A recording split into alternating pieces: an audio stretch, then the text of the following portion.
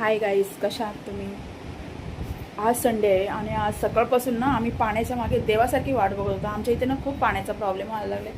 2-2, 3-3 दिवस आमच्याकडे पाणी नसतो. आला तर 15 मिनटं असतो फक्त पाणी, आणि त्या 15 मिनटामध्ये आम्ही सगळं पाणी भरायचं. मग बाकीची इतर कामं तर वेगळीच. मग आता कामं तर झालेली आहेत, स्वयंपाक पण झालेले आहे.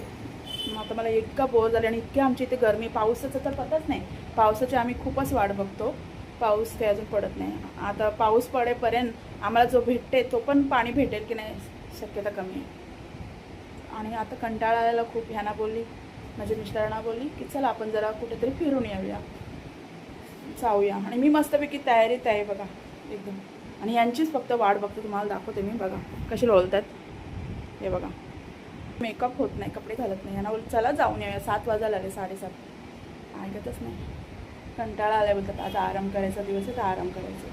पण घरी बसून पण इतका गरमी व्हायला लागली, इतकी गरमी वाढली, बापरे बाप, नको नको होतं.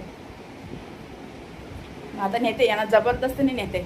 मस्तपैकी तयारी करते आणि जरा आम्ही फिरून येतो. चला मग, बाय बाय.